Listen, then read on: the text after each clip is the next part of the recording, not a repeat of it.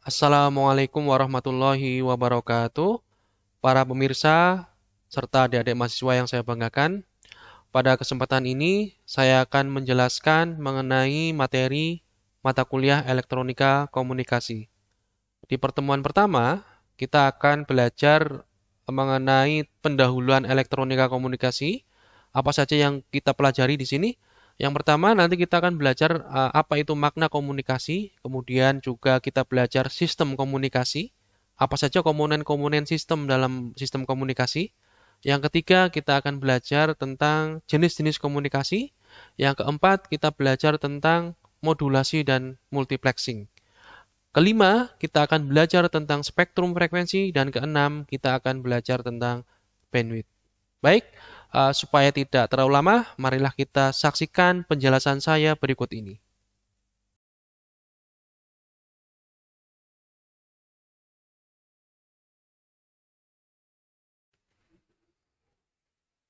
Mahasiswa dan para pemirsa yang saya banggakan, pada kesempatan hari ini saya akan melanjutkan pembahasan mata kuliah elektronika komunikasi, yaitu topik pertama, dengan judul topik pertama adalah pendahuluan elektronika komunikasi.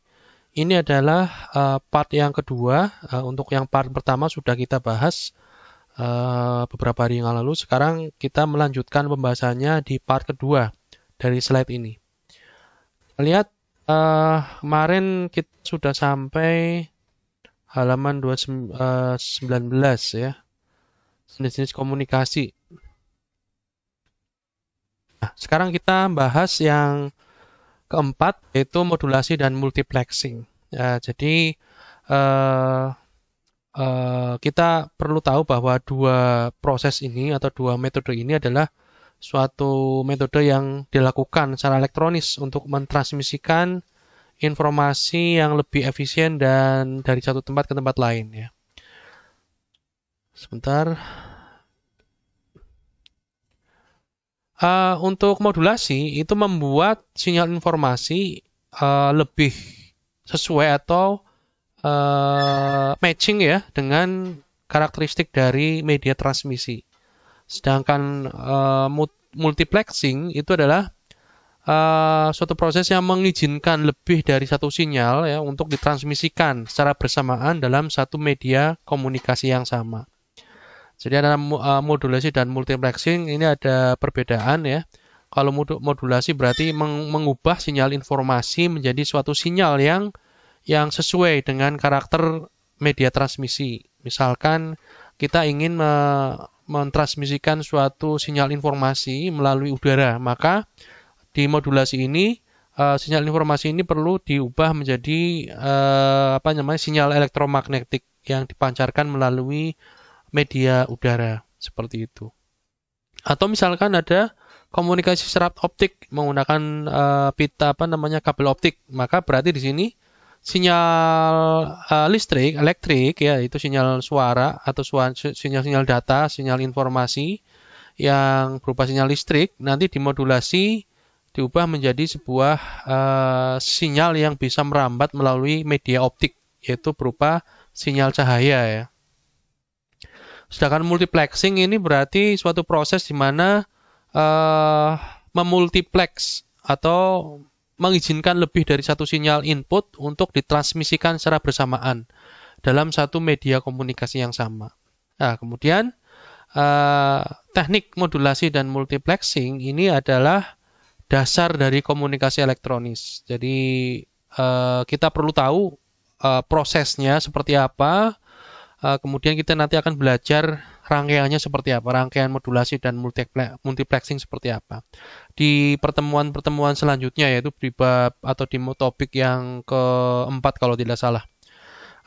Di topik yang pertama ini kita menjelaskan modulasi dan multiplexing secara ringkas dan sederhana saja untuk gambaran awal bagi kita untuk mempersiapkan pembelajaran di topik yang keempat ini nanti.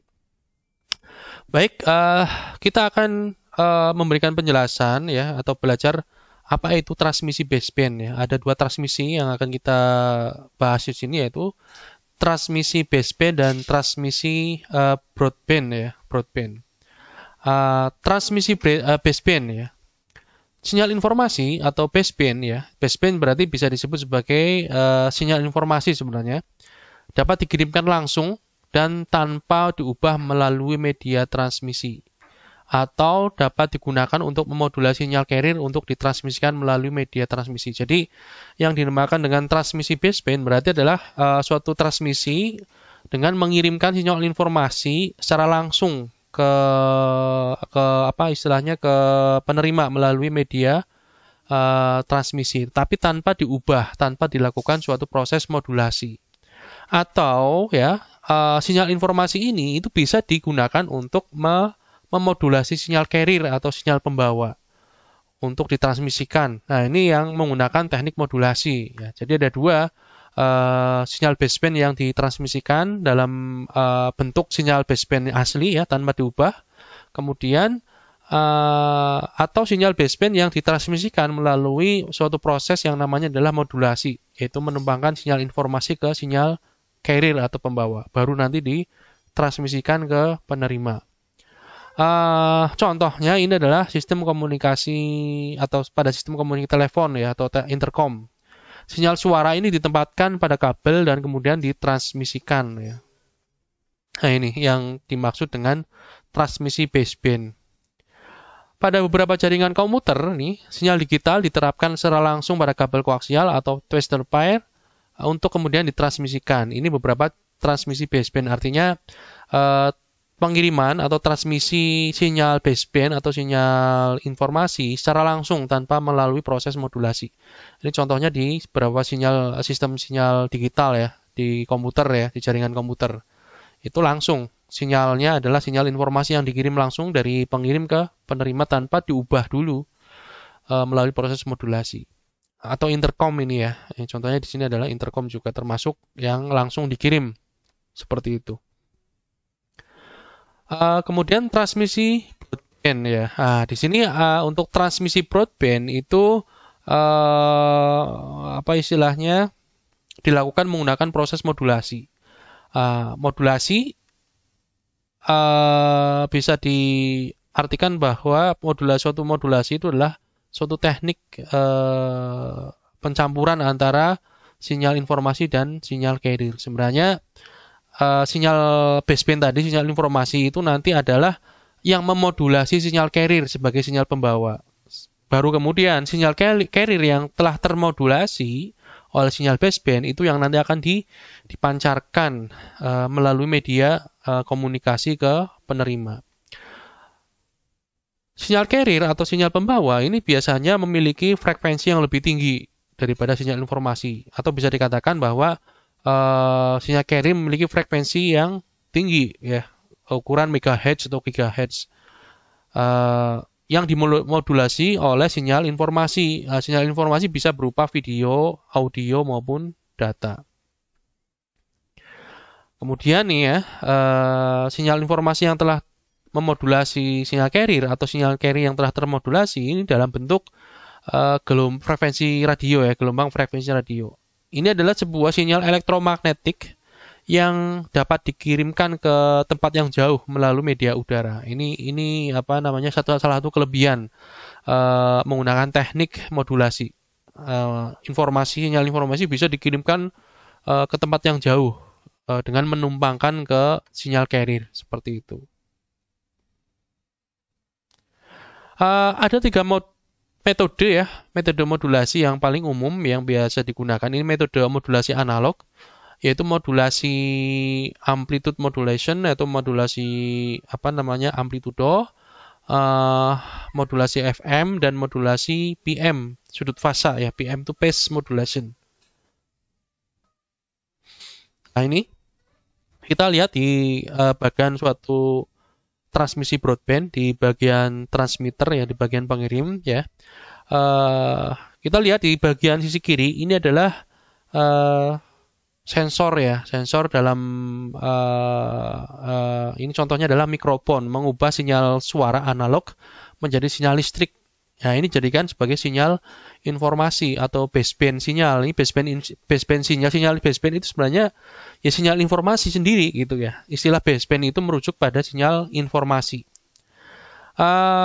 Setelah sinyal analog dari sumber-sumber suara ya, seperti ketika kita berbicara kemudian direkam menggunakan mikrofon, itu nanti adalah diubah menjadi sinyal elektrik di perangkat mikrofon. Kemudian dikuatkan ya, baru kemudian ini masuk ke modulator. Sinyal yang dikuatkan ini bentuknya adalah sinyal baseband atau sinyal informasi. Di bagian modulator, sinyal informasi atau sinyal baseband ini akan memodulasi sinyal pembawa atau carrier, di mana sinyal carrier ini adalah sinyal yang dihasilkan oleh sebuah osilator dengan frekuensi yang tinggi ya. Kemudian sinyal carrier yang telah termodulasi oleh sinyal baseband itu baru dipancarkan dari pengirim melalui antena. Tapi sebelum itu dikuatkan dulu dayanya supaya apa? Supaya daya pancarnya lebih jauh seperti itu ya. Jadi sinyal carrier termodulasi masuk ke power amplifier dulu sebelum dipancarkan melalui antena. Ini adalah bagian suatu transmitter atau pemancar pada proses modulasi. Bagian yang melakukan proses modulasi disebut sebagai modulator. Nanti kita akan belajar rangkaiannya seperti apa. Ini contohnya ya. Contoh kalau yang kita lihat di sini, ini adalah sebelah kiri, ini adalah contoh modulasi AM atau amplitude modulation, modulasi amplitudo. Bisa kita lihat bahwa ini adalah sinyal carrier termodulasi. Termodulasi apa? Termodulasi oleh sinyal baseband. Di atas adalah sinyal baseband, ada sinyal informasi. Di mana kita lihat di bawah ini adalah sinyal carrier yang memiliki frekuensi yang lebih tinggi dibandingkan frekuensi sinyal informasi atau sinyal baseband. Bisa dilihat dari kerapatan sinyalnya ini. Kemudian sesuai dengan jenis modulasinya, yaitu memodulasi parameter amplitudo pada sinyal carrier. Maka yang pada sinyal carrier yang akan yang berubah-ubah itu adalah amplitudonya, simpangannya. Dari sinyal carrier ya. Bisa Anda lihat di sini. Amplitudonya berubah-ubah.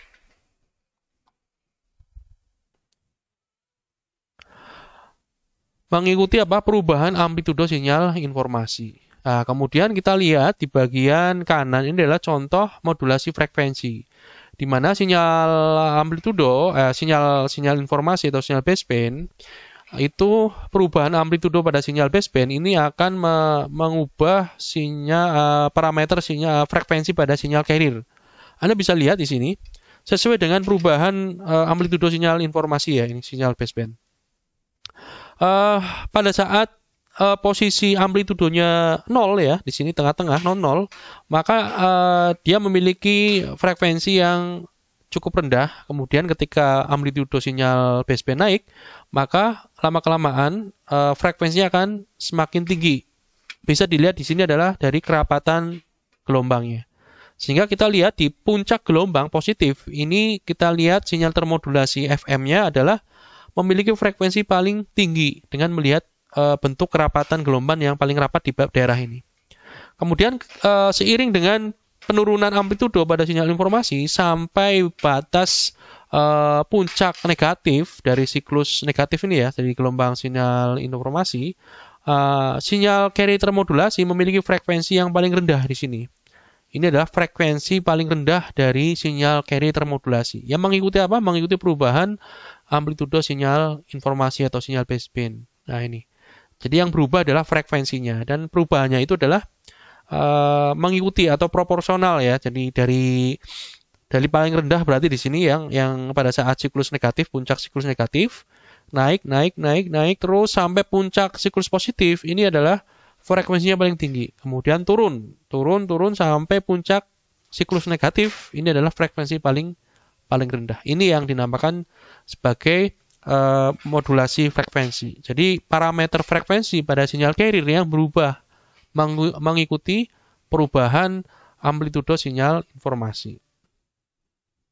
Kemudian contoh nanti adalah modulasi fasa ya. Nanti kita lihat menggunakan ini ya. Ini contohnya adalah menggunakan teknik frekuensi shift keying ya. Ini salah satu teknik modulasi di mana datanya adalah digital, data digital yang ditransmisikan menggunakan sinyal analog ya. Kalau tadi AM, FM, PM itu adalah data analog atau informasi analog yang dipancarkan menggunakan sinyal carrier analog. Kalau ini datanya digital yang dipancarkan menggunakan sinyal carrier analog. Frekuensi shift keying berarti perubahannya adalah frekuensi ya. Jadi perubahan yang sinyal carrier ini parameter sinyal carrier yang berubah adalah frekuensinya ya, frekuensi.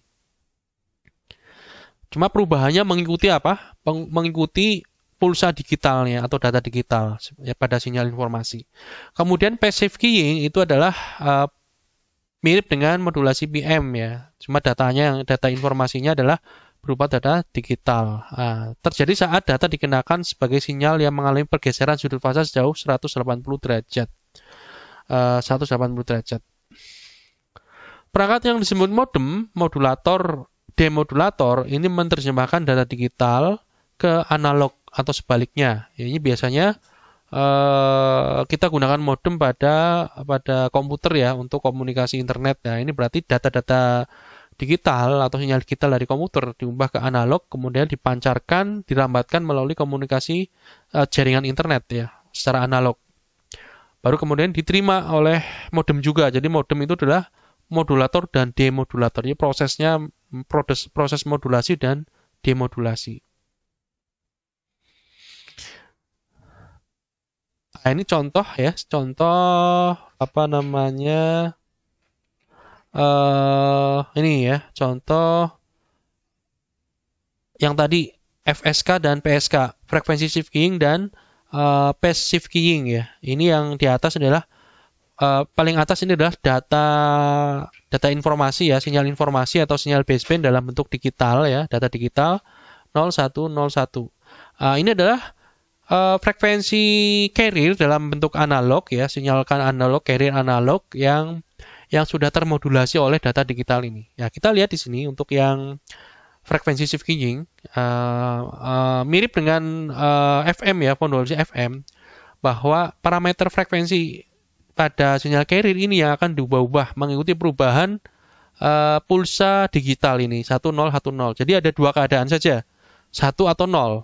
1 itu dilambangkan oleh satu frekuensi saja ini, dan 0 akan dilambangkan oleh satu frekuensi yang mewakili logic 0. Nah, kalau tadi bedanya dengan sinyal analog bahwa perubahan frekuensi itu proporsional ya, mengikuti perubahan amplitudo sinyal informasi. Jadi dari yang paling rendah pada siklus negatif naiknya proporsional mengikuti kenaikan apa namanya amplitudo sinyal informasi. Tapi kalau pada frekuensi shift keying maka ini hanya memiliki dua frekuensi saja. Kalau misalkan pada data sinyal datanya memiliki dua logic ya, 0 dan 1 saja ya. Maka di sini perubahan frekuensi itu memiliki dua frekuensi. Frekuensi pertama mewakili atau merepresentasikan logic 1. Frekuensi kedua itu adalah merepresentasikan logic 0. Seperti ini, Anda bisa lihat di sini.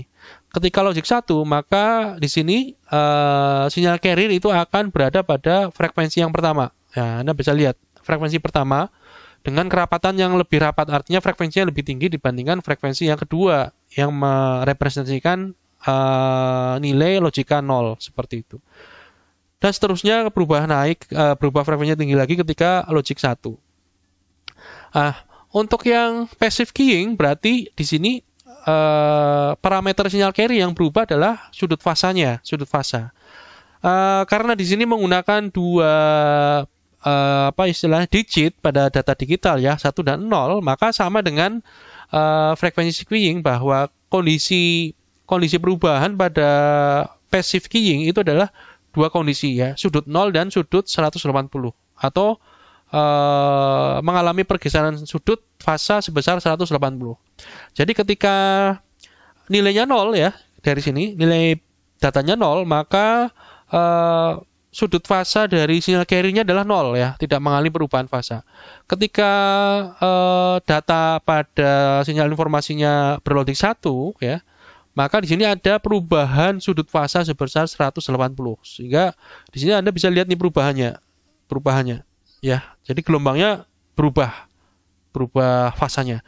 Di sini juga sama, ketika dari kondisi logic 1 pada sinyal informasi kemudian berpindah ke logic 0, maka di sini fasenya juga akan berubah pada sinyal carrier, fasenya akan berubah. Nah, seperti itu. Jadi yang berubah adalah fasa, bukan frekuensinya tetap, amplitudenya tetap. Kalau yang di frekuensi skiing, ini frekuensinya yang berubah. Amplitudo tetap, fasanya tetap tidak ada perubahan fasa, dan amplitudenya tetap. Yang berubah adalah frekuensi. Jadi seperti itu ya. Prinsipnya ada 3 parameter pada sinyal carrier yang bisa berubah-ubah, yaitu amplitudo, frekuensi, dan sudut fasa. Kemudian kita lihat kalau tadi di slide sebelumnya itu adalah bagan transmitter atau pemancar, maka di sini kita lihat ini adalah bagan penerima atau receiver ya pada transmisi broadband.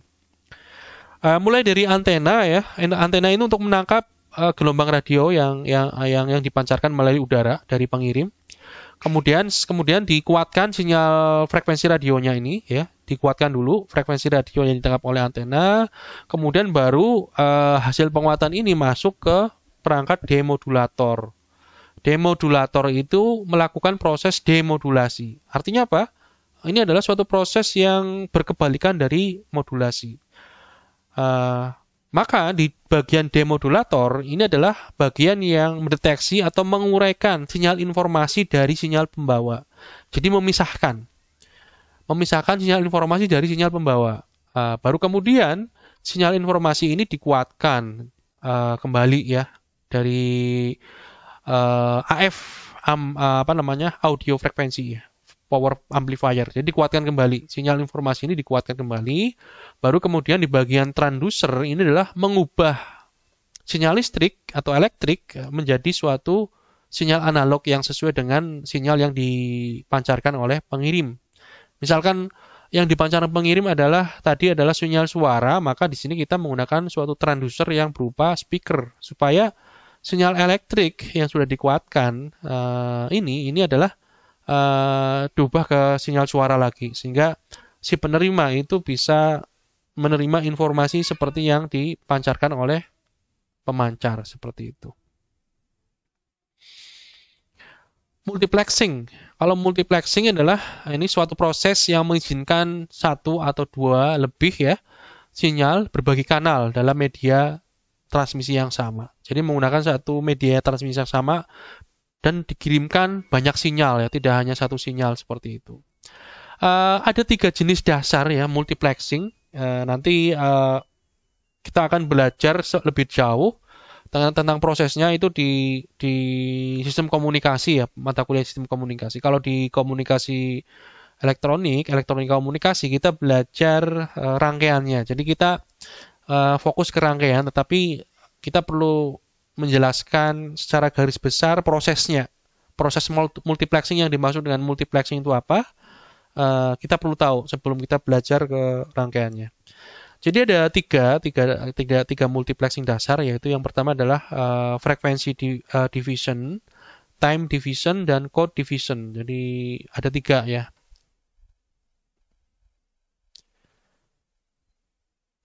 Ini kita lihat di gambar ini di atas ini ya. Ini multiplexing pada bagian transmitter pemancar. Nah, ini adalah bagian receiver. Jadi Anda bisa lihat di sini bahwa bagian paling kiri adalah sumber informasi ya, sumber data informasi atau sinyal baseband, yang mana di sini ada lebih dari satu sinyal informasi atau sinyal baseband. Baru kemudian di sini masuk ke yang namanya multiplexer. Multiplexer atau MUX ini adalah suatu perangkat yang melakukan proses multiplexing ya. Setiap sinyal ini akan dimodulasi oleh masing-masing. Kalau tadi frekuensi ya, kalau frekuensi division berarti nanti di sini adalah diramatkan melalui atau dimodulasi oleh frekuensi carrier masing-masing sub frekuensi carrier ya. Misalkan sinyal 1 ini nanti akan dimodulasi dulu oleh suatu sub carrier-nya, sub frekuensi carrier, sinyal 2 juga oleh sub frekuensi carrier kedua. Nah, baru kemudian ini digabungkan, dimultiplex, dikomposite menjadi sinyal campuran yang berisi banyak sinyal-sinyal yang sudah dimodulasi ya oleh masing-masing sinyal sub carrier-nya. Setelah ditambahkan atau dicampurkan, ini menjadi satu sinyal tunggal atau satu sinyal komposit campuran. Nah, ini sinyal komposit ini yang nanti akan memodulasi sinyal carrier utama. Nah, di sini yang dihasilkan oleh sebuah osilator. Baru kemudian setelah dilakukan proses modulasi di bagian modulator, ini kemudian dikuatkan oleh power amplifier, baru dipancarkan ke antena melalui antena ke penerima melalui media udara. Kemudian di bagian penerimaan ini kita lihat antena ini akan menangkap sinyal termodulasi, kemudian dikuatkan dulu pada bagian radio frekuensi amplifier, penguat radio frekuensi radio, baru kemudian dipisahkan antara sinyal komposit yang berisi sinyal informasi, banyak sinyal informasi dari sinyal pembawanya ya, sinyal carrier utamanya. Kemudian setelah dipisahkan sinyal kompositnya, baru kemudian ini masuk bagian demultiplexer. Demultiplexer ini melakukan proses demultiplexing atau proses kebalikan dari proses multiplexingnya, demultiplexer. Menguraikan kembali sinyal-sinyal informasi yang lebih terdiri dari lebih dari satu ya, supaya akan dihasilkan sinyal informasi yang sesuai dengan yang dipancarkan dari sisi pemancar seperti ini. Demuk berarti menguraikan banyak sinyal informasi yang tadi kan sudah dicampur menjadi satu, menjadi suatu sinyal komposit campuran. Kemudian di bagian demuk itu dipisahkan balik menjadi masing-masing sinyal informasi yang bersesuaian. Ini kira-kira proses multiplexing seperti itu ya. Nah, ini definisinya, saya berikan definisinya. Untuk frekuensi division multiplexing atau FDM adalah sinyal-sinyal baseband atau sinyal informasi tunggal memodulasi sinyal-sinyal subcarrier ya. Jadi ada proses submodulasi dulu sebelum modulasi utama. Di sini bagian multiplexingnya ini. Ini ada proses modulasi. Jadi setiap sinyal informasi akan memodulasi sinyal carrier. Yang mana ini adalah sub sinyal carrier ya. Setelah dimodulasi, kemudian dicampurkan ya. Di sini bagian ini mencampurkan menjadi satu sinyal komposit yang baru kemudian sinyal komposit ini memodulasi sinyal carrier utama. Pada frekuensi yang berbeda Jadi sinyal-sinyal baseband tunggal memodulasi sinyal-sinyal subcarrier pada frekuensi yang berbeda ya. Untuk masing-masing sinyal baseband atau sinyal informasi itu nanti memodulasi sinyal subcarrier yang frekuensinya berbeda-beda. Baru kemudian dilakukan proses pencampuran atau adder penambahan ya, menjadi satu sinyal tunggal yang namanya adalah sinyal campuran atau komposit. Nah, sinyal komposit ini yang nanti akan memodulasi sinyal carrier utama di bagian modulator yang tadi saya jelaskan di slide sebelumnya. Untuk time division multiplexing ini adalah di mana sinyal-sinyal baseband tunggal ya atau sinyal informasi ini akan diambil sampelnya secara berurutan ya. Masing-masing sinyal disampling secara berurutan. Dan bagian kecil dari setiap sampel itu nanti akan digunakan untuk memodulasi sinyal carrier. Jadi berdasarkan waktu ya, disampel berdasarkan waktu sehingga dinamakan sebagai time division multiplexing. Kalau di sini berdasarkan frekuensi, dilakukan proses modulasi, submodulasi dulu menggunakan sinyal carrier yang memiliki frekuensi yang berbeda-beda untuk setiap sinyal informasinya atau sinyal baseband. Sedangkan time division multiplexing ini dilakukan dengan cara menyampling berdasarkan waktu. Nah, dari situ baru nanti akan memodulasi sinyal carrier-nya. Jadi berdasarkan waktunya. Kalau code division multiplexing adalah sinyal-sinyal yang akan ditransmisikan, diubah menjadi data digital yang kemudian dikodekan secara unik dengan kode biner yang lebih cepat. Kemudian sinyal ini memodulasi sinyal carrier pada frekuensi yang sama. Jadi berupa kode-kode, dikodekan dulu sinyal-sinyal informasi ini dikodekan dengan kode yang unik, baru kemudian ini yang memodulasi sinyal carrier pada frekuensi yang sama. Tergantung apa istilahnya, penamaan ini tergantung dari prosesnya. Pembagian, misalkan pembagiannya berdasarkan sinyal itu dibagi berdasarkan frekuensi ya, dibagi dimodulasi dulu menggunakan frekuensi yang berbeda. Untuk time division berarti nanti disampling ya, setiap sinyal informasi disampling berdasarkan urutan waktu ya, berdasarkan waktu baru kemudian itu digunakan untuk memodulasi sinyal carrier. Kalau yang code division berarti yang diubah ke dalam kode-kode unik dulu, baru kemudian digunakan untuk memodulasi sinyal carrier. Kemudian kita belajar yang kelima, yaitu spektrum elektromagnetik ya. Ini perlu kita pelajari ya, karena spektrum itu bentuk lain dari sinyal dalam domain frekuensi. Dan ketika kita berbicara tentang sinyal, itu kita tidak bisa melihatnya, menganalisnya hanya pada satu domain waktu saja, tapi kita perlu menganalisisnya atau melihatnya dari sisi domain frekuensi. Jadi setiap sinyal itu nanti akan memiliki spektrum. Nah, kita lihat nih, rentang spektrum adalah bisa dikatakan rentang sinyal elektromagnetik yang mencakup seluruh frekuensi. Ini yang dimaksud dengan spektrum elektromagnetik. Kita lihat bagian di sini ya. Bagian bawah ini adalah frekuensinya, bagian atas adalah panjang gelombangnya. Dan ini setiap frekuensi panjang gelombang itu sudah dibagi-bagi ya. Dibagi-bagi frekuensinya. Nah, ini ada penamaannya ya. Nanti kita jelaskan di situ. Jadi dari frekuensi 30 Hz sampai 300 Hz ini adalah ELF. ELF apa? Nanti kita jelaskan. Dan seterusnya ya.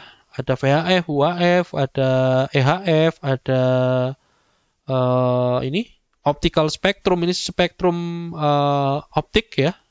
Mulai dari infrared, visible light, dan ultraviolet. Kemudian di bagian sini adalah spektrum sinyal X, gamma, dan kosmik ya, dan sebagainya. Semakin besar frekuensi itu akan sebanding dengan semakin kecilnya panjang gelombang. Jadi semakin besar nilai frekuensinya, maka panjang gelombangnya semakin kecil, semakin rapat.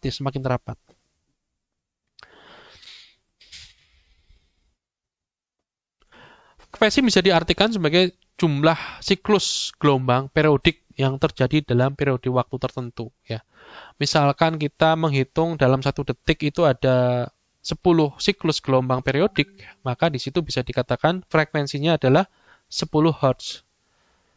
Sebuah siklus ini terdiri dari dua polaritas tegangan yang saling berlawanan ya.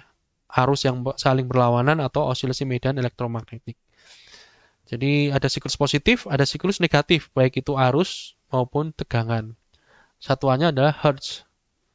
Sedangkan panjang gelombang itu jarak yang ditempati oleh satu siklus. Jaraknya berapa meter yang ditempati oleh satu siklus. Satu siklus ini adalah satu siklus positif dan satu negatif. Ya. Jadi satu bukit, satu lembah bisa istilahnya seperti itu. Nah, jaraknya berapa? Ini dinamakan sebagai panjang gelombang. Satuannya adalah meter. Panjang gelombang juga merupakan jarak yang ditempuh oleh gelombang elektromagnetik dalam satu siklus. Panjang gelombang biasanya disimbolkan dengan notasi lambda. Ini simbolnya ini ya, lambda. Ini ada panjang gelombang. Nah, kita lihat di sini. Ini frekuensi ya, pengertian frekuensi. Satu siklus ini. Satu siklus positif dan satu siklus negatif itu ada satu siklus gelombang. Atau istilahnya satu bukit dan satu lembah. Ini didefinisikan sebagai satu gelombang atau satu siklus. Kemudian panjang gelombang berarti panjang satu siklus tadi ya. Bisa kita ukur dari ini ya. Dari mulai awal gelombang sampai akhir gelombang, atau kita bisa mengukur dari panjang antara puncak positif ke puncak positif yang lain. Ini juga bisa digunakan untuk mengukur panjang satu gelombang. Jadi dari satu puncak ke puncak itu satu gelombang, atau kita bisa mengukur dari awal gelombang sampai ke akhir gelombang seperti ini. Nah, ini panjang gelombang.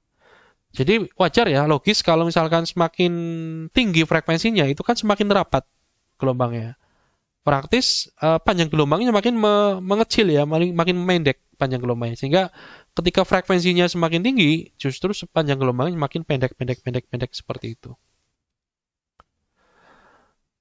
Kemudian panjang gelombang ini, satuan dari panjang gelombang itu tadi meter ya, simbolnya itu lambda.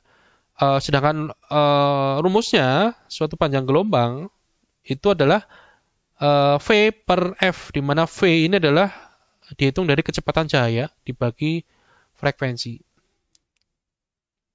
Di mana V adalah 3 kali 10 pangkat 8 meter per detik. 3 kali 10 pangkat 8 meter per detik ya.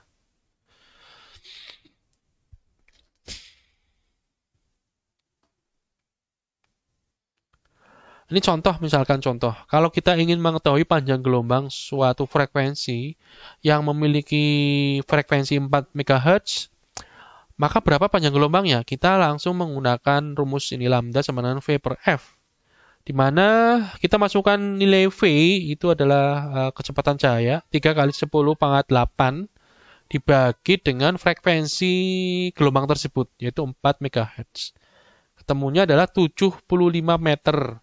Ini panjang gelombang. Panjang gelombangnya 75 meter. Itu untuk frekuensi 4 MHz. Bisa kita lihat ya, 4 MHz tadi yang di 4 MHz ya, sekitar ini ya. 4 mega. Ini di sini ya, 4 mega. Itu antara 100 sampai 10 meter ya, antara 100 sampai 10 meter. Ya wajar ya. Di sini sekitar 75. 4 MHz ya sekitar 75 ya, betul. Kalau melihat tabel tadi ya sekitar 75 meter. Baru kita lihat nih tadi yang klasifikasi spektrum ya. Untuk frekuensi 30 Hz sampai 300 itu dinamakan spektrum extremely low frequency ya. Jadi frekuensi sangat rendah. Kemudian 300 sampai 3000 Hz itu voice frekuensi suara. Kemudian berapa? Atau sampai kalau misalkan kita ngitung sampai ini ya 20 kHz, 300 sampai 20 kHz itu adalah frekuensi yang bisa didengar oleh manusia ya. Frekuensi yang bisa didengar oleh manusia. Very low frequency, VLF. Ini low frekuensi, ini medium frekuensi, ini apa namanya? Frekuensinya. Dan seterusnya ya, sampai ultra high frekuensi UHF, kemudian microwave ya, spektrum microwave, frekuensinya 1 sampai 30 GHz. Microwave ini digunakan untuk, atau super high frekuensi digunakan untuk komunikasi satelit, radar ya, wireless LAN, atau microwave ya. Kemudian extremely high frequency, ya ini EHF. Ini frekuensinya antara 30 sampai 300 GHz tinggi ya. Ini juga digunakan untuk komunikasi satelit, komputer data, dan radar. Sekarang kita lihat spektrum cahaya, spektrum optik ya. Tadi di atas spektrum yang memiliki frekuensi di atas extremely high frequency itu adalah spektrum optik. Ini ada 3 jenis spektrum optik, yaitu infrared, ultraviolet, dan cahaya tampak. Kita lihat ya, untuk infrared. Radiasi sinar infrared ini akan dihasilkan oleh semua benda yang memiliki panas, termasuk kita, tubuh manusia. Ini memancarkan radiasi infrared. Selain tubuh manusia, semua benda yang memiliki panas, ya hewan atau benda-benda yang memiliki mengeluarkan panas itu memiliki radiasi infrared. Kegunaannya apa? Di astronomi ya. Astronomi ini untuk mendeteksi bintang atau benda-benda fisik lainnya yang ada di alam semesta. Tentunya benda-benda yang memiliki atau mengeluarkan panas ya, itu bisa dideteksi menggunakan radiasi infrared. Kemudian untuk panduan sistem persenjataan, ya, di mana radiasi panas dari suatu pesawat atau misil itu bisa dideteksi menggunakan cahaya infrared ini. Kemudian yang sering kita gunakan yaitu remote control, baik TV, AC, atau proyektor itu menggunakan infrared. Kemudian juga komunikasi di fiber optik juga ada yang menggunakan infrared. Kemudian yang kedua adalah spektrum cahaya tampak, ya. Ini di atas spektrum infrared, ini adalah spektrum cahaya tampak. Cahaya merah ini memiliki frekuensi rendah, tapi panjang gelombangnya panjang atau tinggi. Sedangkan cahaya violet ini memiliki frekuensi yang tinggi, tapi panjang gelombangnya yang rendah atau pendek. Frekuensi gelombang cahaya ini sangat tinggi, yang sangat tinggi ini memungkinkannya untuk menangani sejumlah besar informasi. Karena memiliki bandwidth sinyal informasi itu baseband yang sangat lebar, ya. Jadi untuk frekuensi gelombang cahaya yang sangat tinggi itu memiliki bandwidth yang sangat lebar. Spektrum sinyal ultraviolet. Ini ultraviolet ini tidak digunakan dalam sistem komunikasi, hanya digunakan dalam bidang kedokteran, ya. Kemudian bandwidth, yang terakhir adalah bandwidth. Ini bandwidth itu bagian dari spektrum elektromagnetik yang ditempati oleh suatu sinyal. Jadi saluran bandwidth channel ini mengacu pada rentang frekuensi, ya, mengacu pada rentang frekuensi yang diperlukan untuk mengirimkan informasi yang diinginkan. Jadi rentang frekuensi itu bisa dikatakan sebagai bandwidth. Definisi bandwidth adalah suatu rentang frekuensi atau pita frekuensi. Saat ini hampir seluruh spektrum frekuensi antara 30 kHz sampai 300 MHz ini sudah digunakan, ya. 30 kHz sampai 300 MHz ini telah digunakan, hampir semuanya digunakan. Ini spektrumnya hampir semuanya digunakan. Sehingga ini akan mengakibatkan suatu persaingan yang luar biasa untuk penggunaan rentang frekuensi ini. Baik itu antar perusahaan, individu, bahkan pemerintah atau antar negara. Ini saling bersaing untuk menempati atau menggunakan rentang frekuensi ini. Spektrum elektromagnetik bisa dikatakan sebagai salah satu sumber daya alam yang paling berharga untuk saat ini. Karena tadi bahwa untuk rentang frekuensi tadi, ya, 30 kHz sampai 300 MHz ini hampir semuanya digunakan, sehingga ini menjadi suatu sumber daya yang sangat penting, yang diperebutkan, seperti batu mutiara, ya, misalkan itu diperebutkan. Maka di sini tugas dari seorang insinyur komunikasi atau telekomunikasi ini bagaimana memanfaatkan spektrum yang terbatas itu dengan sebaik-baiknya. Istilahnya bagaimana membuat suatu teknik komunikasi yang meminimalkan bandwidth yang diperlukan untuk mengirimkan informasi dari pengirim ke penerima. Sehingga di sini akan terjadi penghematan ruang spektrum. Ini adalah tugas kita sebagai insinyur telekomunikasi atau insinyur komunikasi. Bagaimana membuat suatu teknik telekomunikasi yang meminimalkan bandwidth, ya, dalam mengirimkan informasi. Supaya menghemat spektrumnya hampir semuanya dipakai, ya. Sebagian besar dipakai.